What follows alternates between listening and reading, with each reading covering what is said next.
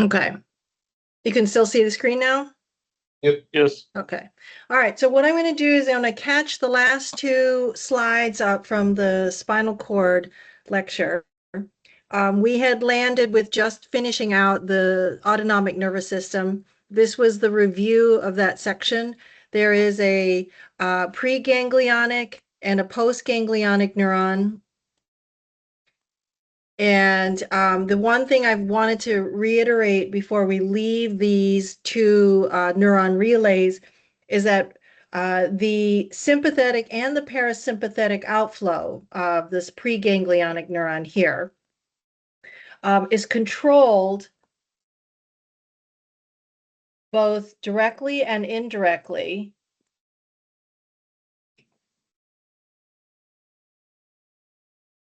Run out of screen. Indirectly and directly by higher centers of the brain. So that would include things like the hypothalamus, the brain stem, and the cortex. So when we talk about something like Horner syndrome, it can be because of the preganglionic or the postganglionic side of the sympathetic arm, or it could come from damage to hypothalamic brainstem or cortical input into the preganglionic neuron. So I wanted to kind of cap that off with that little bit. Moving on towards sort of functions of the spinal cord or the spinal cord. I wanted to talk about reflexes, and we're going to talk about two reflexes. The first being the simple reflex. And a definition of a reflex is that it's a stereotyped, involuntary motor response. And these reflexes involve circuitry most often that are just contained within the spinal cord. So because you don't need the brain, these reflexes can be engaged in someone who is not conscious. Now, nearly all skeletal muscles will contract to some degree in response to being stretched. So where the sensory input is a stretch receptor that you would find within this muscle. In this case, this illustration is showing you the patellar knee reflex. And so the first thing we have to do is we have to kind of engage or load the muscle. So this is the quadricep muscle. We have to put a little bit of stretch in it so that always you ask your patient to have their leg at a 90-degree angle like this so that we've put a mild degree of stretch already in those quadricep fibers. And then the circuit usually involves a very simple 2 neurons and 1 synapse.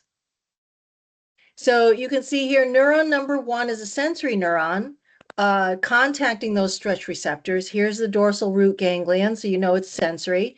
And notice that as it comes in, it immediately synapses on our second neuron, our green neuron, which is a motor neuron, and it goes right back out to activate the quadricep fibers. So those are our 2 neurons, and that's our single synapse. Once you load the quadricep with a little bit of stretch, then you would then tap the patellar tendon, which would give another sudden force on those stretch receptors. And that additional stretch will create a knee jerk reflex. So that additional stretch would be detected by this incoming sensory fiber, and then it would engage and activate this motor fiber and contracting the quadricep muscles even more, and then the leg kicks out. So these are very simple. These are called simple reflexes because you don't need any cortical input. The purpose of having stretch receptors that act like this, aside from having being a very nice diagnostic tool, is that we do these kinds of automatic corrections all the time. So if you imagine if you're standing and you're trying to stand very still, but maybe you're waiting in line, and then you notice that there'll be a little sway left and right of your body. So every time you sway, these muscles, more than just the quadricep muscle, but all throughout your body, will engage a muscle and quickly, because of the stretch input, will quickly contract a little bit and put you back upright. So even though you sway a little bit, you have corrections being made automatically by this kind of a system that doesn't require your brain to be involved. Any questions on these simple reflexes? For us, a simple reflex is used as a diagnostic tool. And if you remember, the patellar knee reflex engages L4. And so if you come across a patient who's not showing a lack of reflex or a very limited reflex, then you could kind of consider information is not coming to L4, either at L4 or not coming from L4 and further down. Any questions from anybody? And because I am sharing my screen, I can't see you. I can't see any hands. So you'll just have to turn your mic on and just interrupt me, which was fine. Okay. What does the word say under motor, involuntary motor? Response.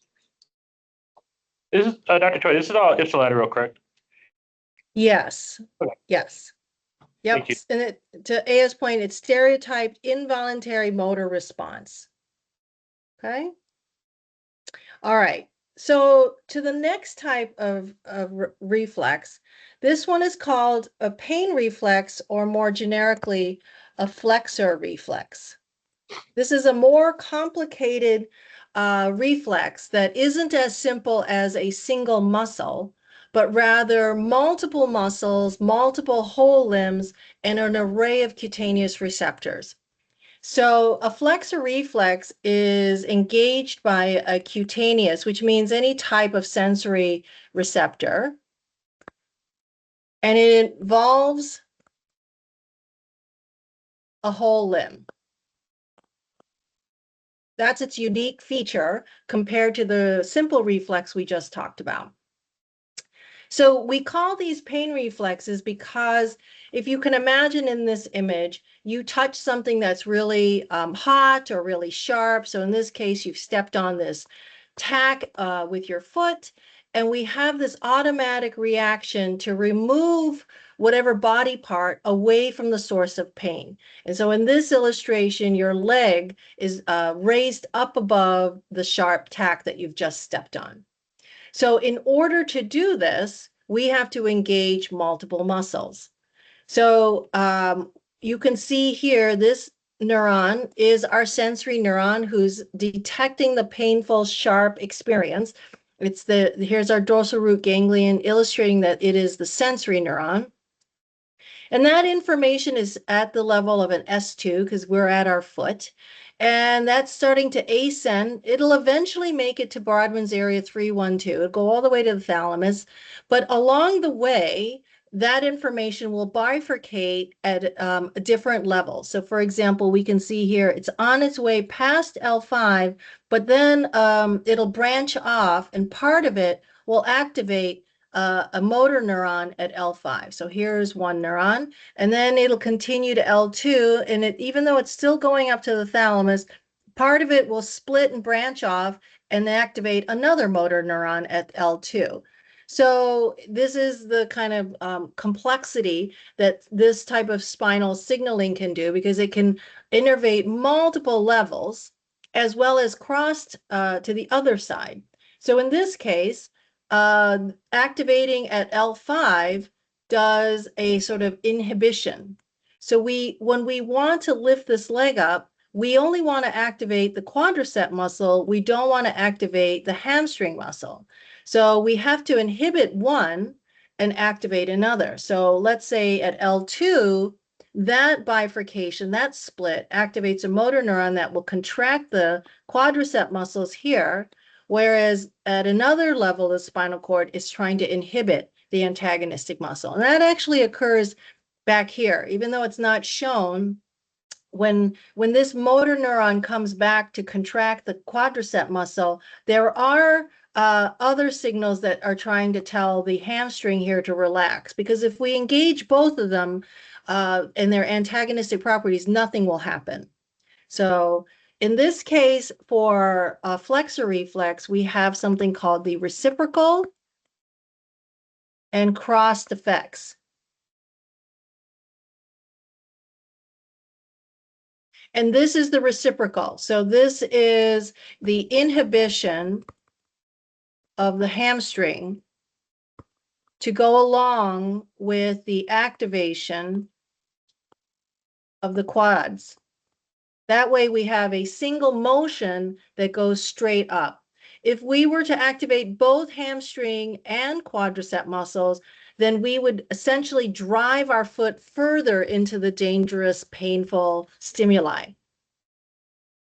Now, the crossed effects is a second effect of this reflex. So it's not really shown in this diagram, so we're going to add it ourselves. So let's say around L5 or L2 and L5, it'll happen at both. Some of these fibers that bifurcate not only split off from the main ascending sensory input, but then they'll cross to the other side and synapse on the other side of the spinal cord, activating that quadricep. And maybe this one is activating a hamstring. In this situation, we need the right leg to have activation or contraction of both quad and hamstring together so that it can support the weight of this individual as they're trying to lift this leg up.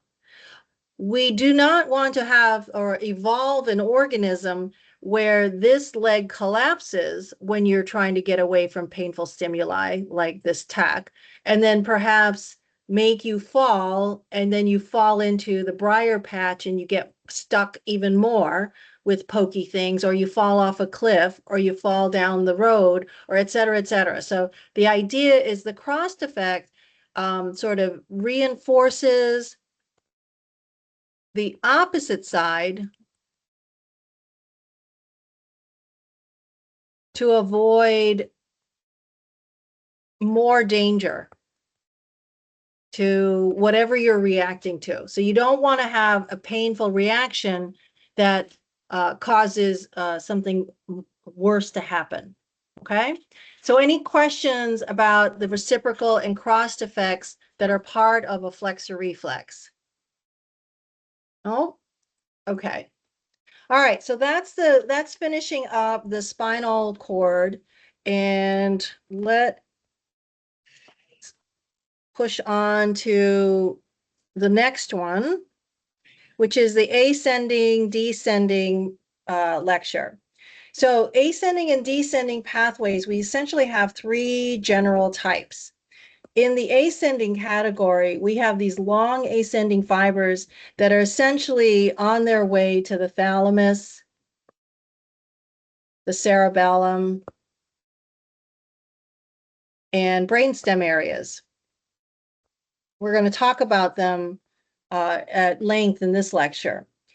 We also have long descending fibers that are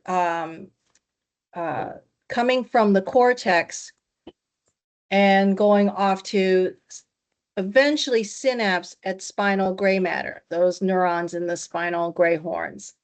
And then our third one are the propriospinal. These are propriospinal fibers that interconnect multiple spinal levels. So this is a spine to spine connection, very much like you saw in that last slide with the flexor reflex. Information going to different spinal levels, never leaving the spinal cord, never going up to the brain. Okay, so these are the general pathways. We're going to talk, let me go into a little more detail. In the ascending, we have three kind of subdivisions of the ascending. We have the posterior or dorsal column medial lemniscus pathway. That's a very long name. Either posterior or dorsal. I give them to you both here because it just depends on which anatomist, which one you like the best. Then we have the anterolateral system. The anterolateral system is comprised of three different pathways. The one we know the most is a spinal thalamic tract. Okay. And then finally, we have a spinocerebellar tract. Descending, we only have one big descending tract, although we divide it into lateral anterior, and medial. But it's all still the cortical spinal tract. Okay, so we're going to take each of these somewhat separately. In terms of the posterior or dorsal column medial lemniscus, and so here's the name. This in this textbook, or where this image came from, they use the posterior column name. This is a 3-neuron relay. That's the first thing you want to note. It's a 3-neuron relay to get sensory information. The kind of information this particular pathway conveys is related to large myelinated neurons or fibers. Okay, so large diameter, heavily myelinated. So you immediately understand that this is going to convey fine touch, vibration, and proprioception.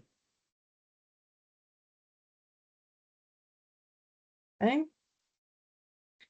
Now, you can see here, we're going to identify all 3 neurons. This is neuron number 1. It's a sensory neuron. This is the dorsal root ganglion here, so it's outside the CNS. It's picking up some type of sensory input, and it is entering into the posterolateral sulcus, or that longitudinal groove, and immediately it is ascending. Now, it may bifurcate and then synapse on something, but its main pathway is to come in and immediately ascend. So it's ascending on the ipsilateral side of the spinal cord until it gets to the caudal medulla. At the caudal medulla, it meets its second neuron. Okay, so before I get any further, it ascends through one of two funiculi, either the funiculus gracilis or the funiculus cuneatus. And so the gracilis is the more medial, so it's from here to here, and the cuneatus is more lateral from here to here. And so what differentiates them is considering how they have layered on from sensory input from the bottom of the body to the top. So for example, the gracilis is all lower extremities and the cuneatus is upper extremities. And it seems quite logical when you think about it. Let's say you have sensory information coming in from your toe. So that's certainly going to ride up the gracilis, funiculus, but then you have the knee, which is a little higher up. So it will add to the spinal cord, but adjacent and a little more laterally. And then maybe your hips will add to it. And now we get up to the thorax, and then we've added here, and we now have, upper limbs. We're going to add it. So you notice here in this bundle of fibers, which is still the funiculus of the dorsal columns, the more medial ones are gracilis and the more lateral ones are cuneatus. The dividing line is anything that's rostral to T6 will be in the cuneatus, and then caudal. Sorry, my pen has a lag to it. Caudal to T6 will be traveling in the gracilis. Okay? So now we get to our caudal medulla. We're finally meeting our second neuron. The second neuron is in the nucleus gracilis, which is more medial, or it's in the nucleus cuneatus, more lateral, depending on where the original sensory input had come in.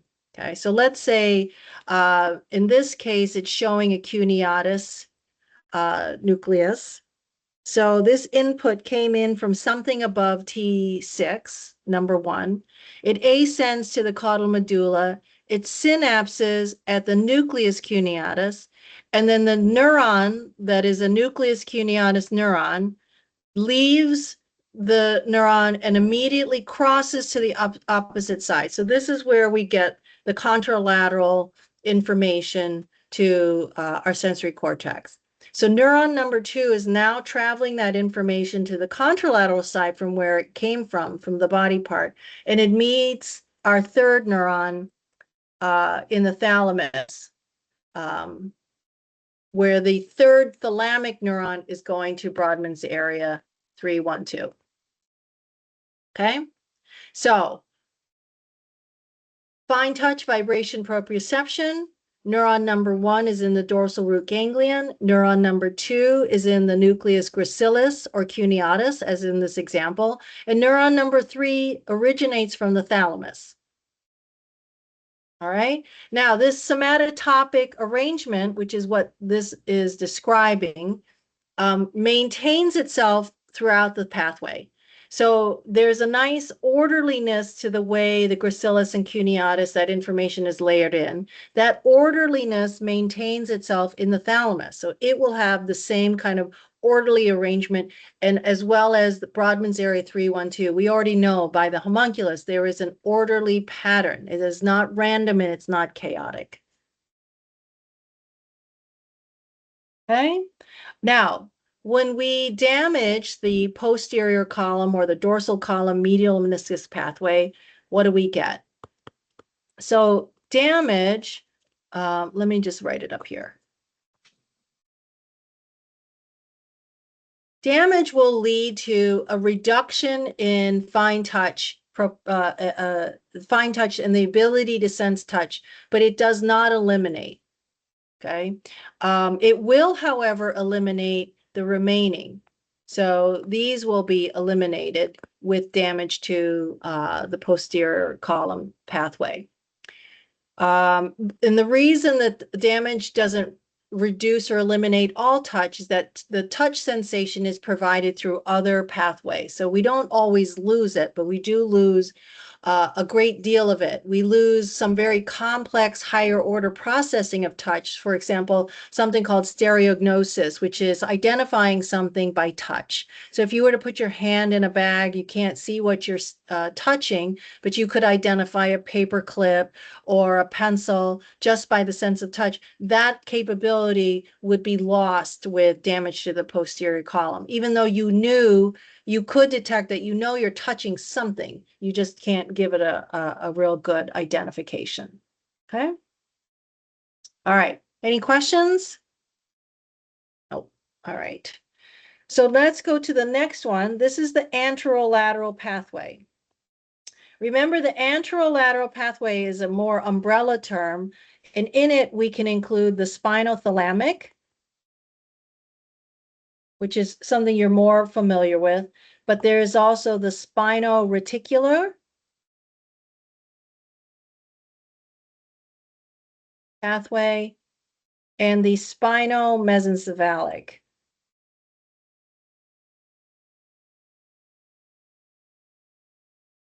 Okay, so all three of those combined are called the anterolateral pathway. So let's just talk about the spinothalamic, one of the three. The spinothalamic pathway is comprised of small diameter, poorly or unmyelinated fibers. And so this carries informations of pain and temp. I will add that probably they believe itch and tickle, your sensation of being tickled, is also carried inside the anterolateral spinothalamic pathway. So it takes the same patterns, 3 neurons. Neuron number 1 comes in, but it does something different. It immediately synapses. Okay, so our primary neuron enters and synapses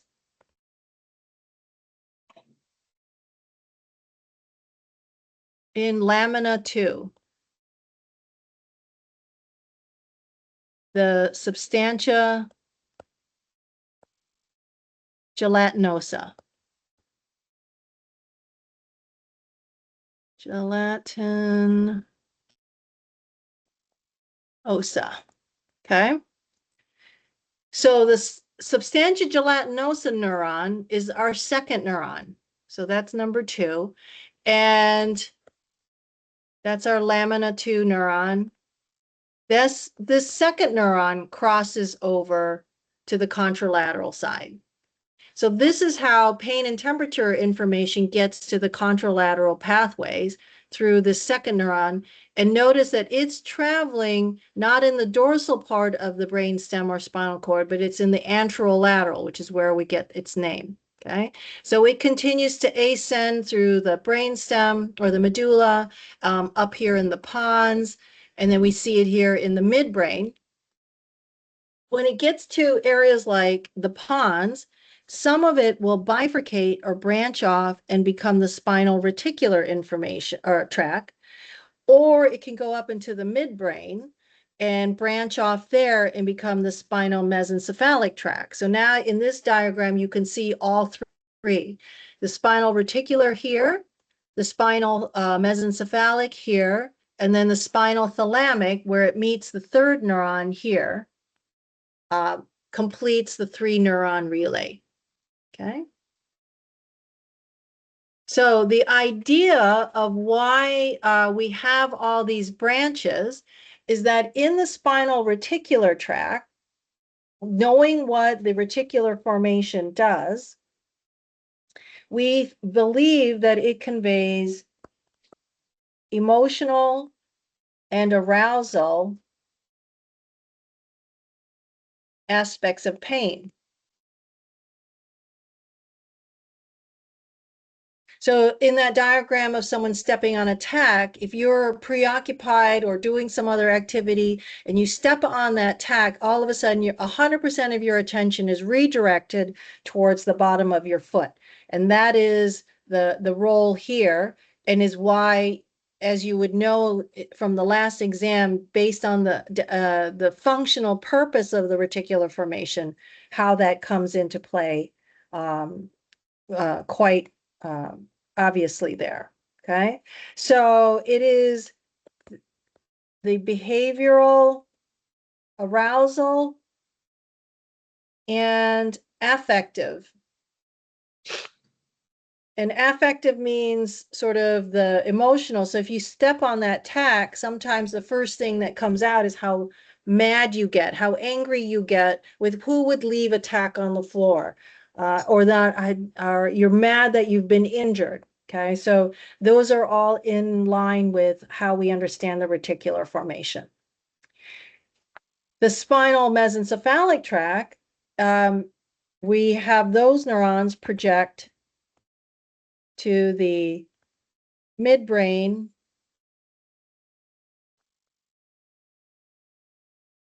periaqueductal gray, which we know is part of the sort of descending analgesic system. So it projects to the midbrain PAG and to the superior colliculi. And so they are, the idea is that tack information you've just stepped on, it's quite painful, but now you've activated the PAG, and now you're sending pain relief information back down to where that tack is coming in, where that painful information is coming in at your spinal cord. So if you imagine your spinal reticular formation is giving you the ouch information, it's very emotional, it's a lot of exclamation points, but then moments later, your spinal mesencephalic tract gives you that's feeling better, because your brain is starting to send descending pain relief signals to that particular spinal segment and decreasing the incoming spinal thalamic input. Okay. Now, when you damage the anterolateral system, again, we don't eliminate touch. We can always find touch to come in from other areas like the dorsal column pathway. So we can never really eliminate it. We have basically what remains is crude touch. But other things like the pain and temperature can be eliminated completely. So you would have loss of pain and temperature detection, as well as the lack of itch, and maybe some information about bladder and bowel sensations that may also be reduced. Okay. Any other questions? So here's our quick review slide. We've talked about two ascending pathways, the first being the posterior or dorsal column medial meniscus pathway. It's a 3-neuron circuit. Its primary is just somatosensory, which is fine touch, vibration, proprioception. The second one is the anterolateral pathway, which conveys pain and temp. And it is comprised of 3 separate pathways, the spinal thalamic, the reticular, and the spinal mesencephalic, each contributing a different aspect of that pain detection. All right. I'm going to just briefly go over the spinal cerebellar tract. There's not a lot of clinical implications of the spinal cerebellar tract. There are very few clinical deficits that follow damaging these particular tracks. So we're just going to describe them for memory, but you won't see them come back up in a particular case. So the posterior spinocerebellar tract conveys proprioception of the ipsilateral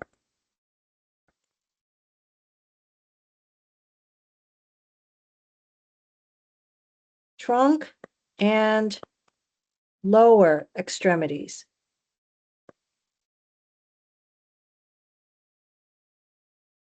And they enter in through the inferior cerebellar peduncle.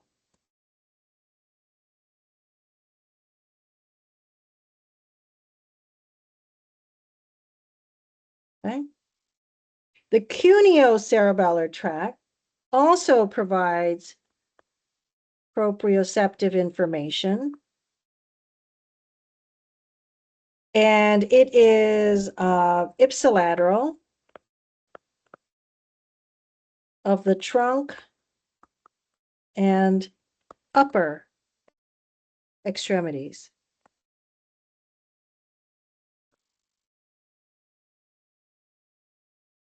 And they also use the inferior cerebellar peduncle as part of their pathway. So the distinction, trunk and lower extremities, trunk and upper extremities. The anterior cerebellar tract is a little bit more complex, and it is conveying attempted movement,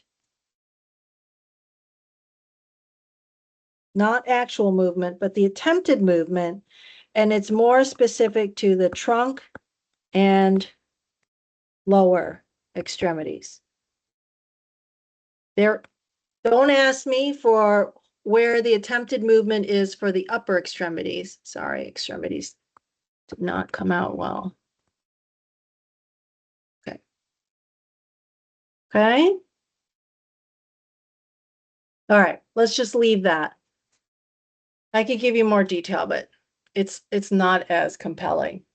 Now, this section of the lecture, we can now see that we have the ability to create something called dissociated sensory loss.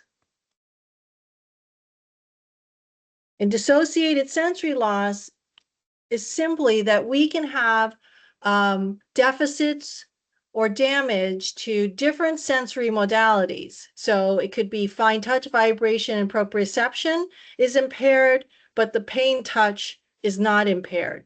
So what you would thought of as being all part of the same umbrella function of sensation, there's actually a unique way to differentiate them because of the anatomical differences. And those differences come in where in that pathway does the sensory information cross.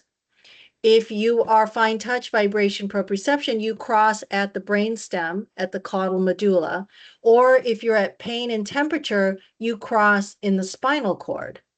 So that will make a really big difference in a clinical setting where you start to see ipsilateral or contralateral presentation of sensory change. Okay? So that whole idea is called dissociated sensory loss. Okay. Any questions on sensation? Because we're going to go the other way. We're going to go on the descending motor side. No? All right. So in the long descending tracks, we have the cortical spinal,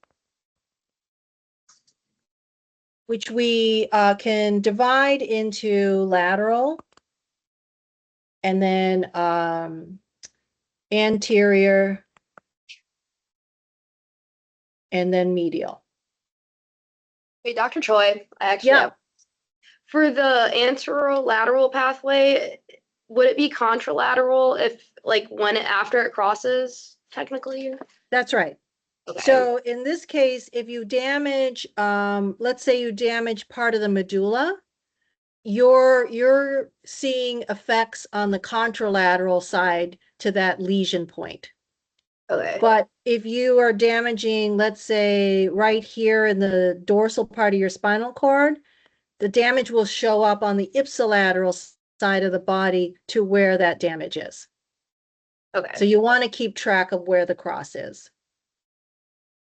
Okay, That thank makes sense? Okay. Yeah. Good. Okay. So on the descending side, this is only a 2-neuron relay. Okay. So here's neuron number 1. This is a cortical neuron starting from our motor cortex. And we know that it travels through all that white matter, the corona radiata, the internal capsule, the cerebral peduncle, then through the pyramids. So those fibers traveling through the pyramids are about 85% of those descending fibers. And then those fibers in the pyramids cross and now travel in the contralateral side from where their cortical neuron began. Okay, so at the pyramidal decussation. Okay. And so they cross and are traveling contralaterally. They finally meet up with their second neuron in the ventral horn of the spinal cord, the gray matter. So this becomes the lateral cortical spinal tract. So this is sort of a stage-wise description. Here's our primary motor neuron. Here you can see it's going through the cerebral peduncles, now going through the pons. Here are the pyramids. And now you can see 85% of them will cross over to the other side and travel in the lateral portion, the lateral funiculi of the spinal cord before it reaches neuron number 2. So this first neuron, as we've sort of described it earlier, is called the upper motor neuron, and the second neuron is the lower motor neuron. Remember, the lower motor neuron is the final pathway to the muscle. So without that second neuron, there's no way to innervate that muscle and contract it. Okay? So this is the next one is the anterior cortical spinal tract. What makes the anterior cortical spinal tract different from the lateral is that it is the remaining 15% of the uncrossed fibers are now traveling through that same pathway. So here's our neuron number 1 going through all the white matter. It's going through the cerebral peduncles, it's going through the pons. But in this case, when it gets to the pyramids, they do not cross to the contralateral side. They stay ipsilateral.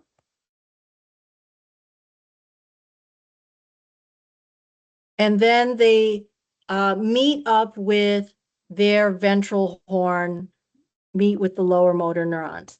What makes this pathway unique is they bifurcate.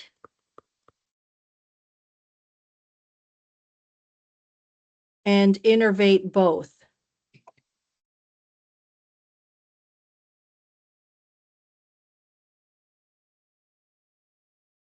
Okay, so that's what you see in this diagram.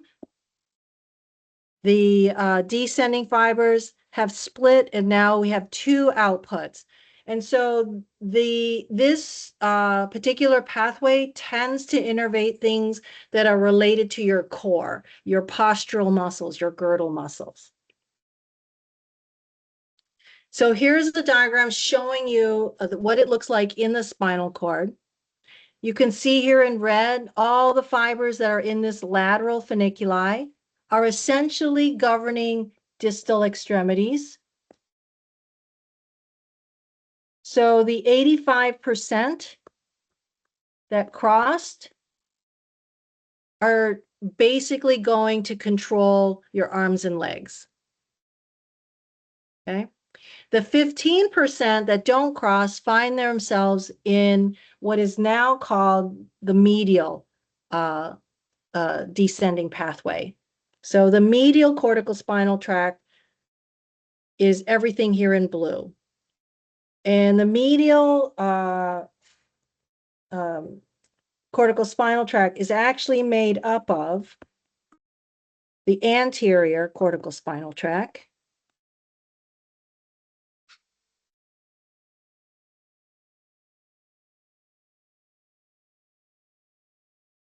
okay, as well as the vestibulo,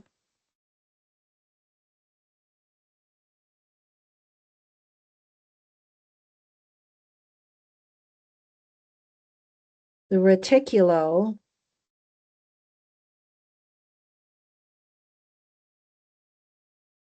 and the tectospinal tract.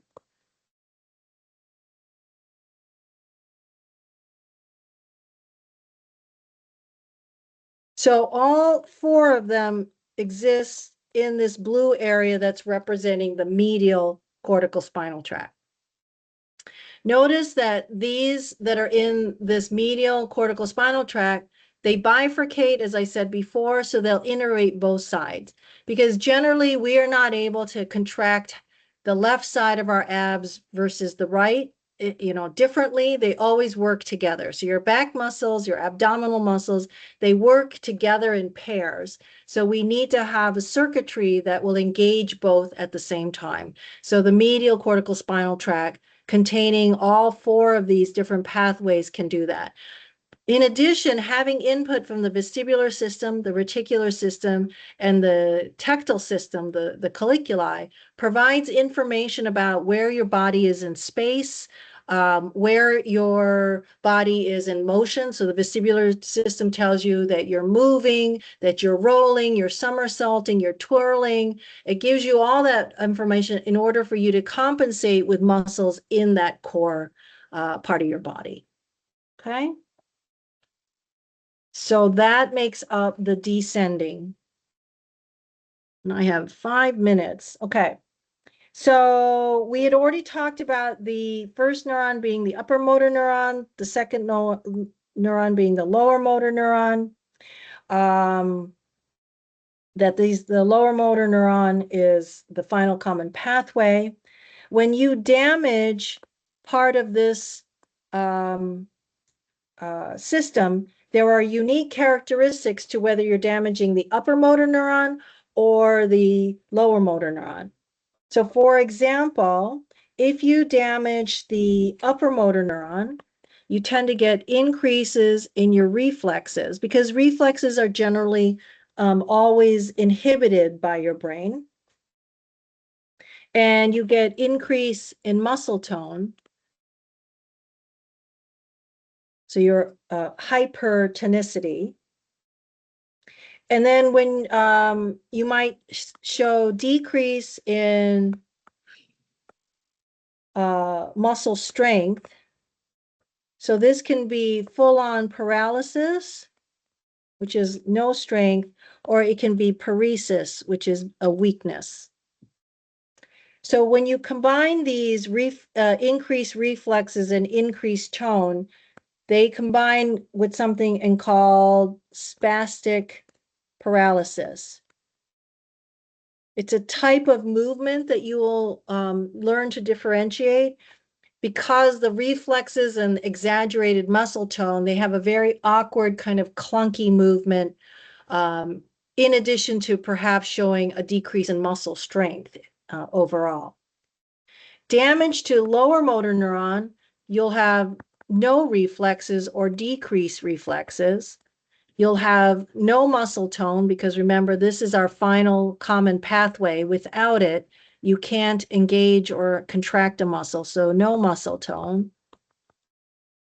And over time, because of no muscle tone, no muscle strength, you have what's called flaccid paralysis. So because you don't have that increased muscle tone you see with upper motor neuron, you have a flaccid paralysis, like a rag doll, a floppy limb. Because of all this decrease in tone and flaccid paralysis, you may also start to see muscle atrophy over long periods of time. So these are the unique characteristics of damaging the descending motor pathway. Okay. In addition, as we've said before, with this increase in reflexes, we may get some very abnormal reflexes, and I'll show you in the next slide. Here's the quick review. Descending motor is lateral corticospinal, which are controlling our contralateral limbs. The anterior corticospinal, which is the 15% that did not cross.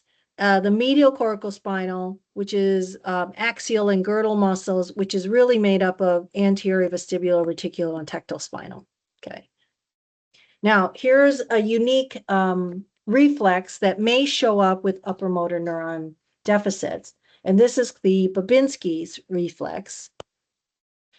The normal response to taking a firm object and scraping it at the bottom of your foot from the heel, on the outer edge of your heel up towards your big toe, the normal response is dorsiflexion.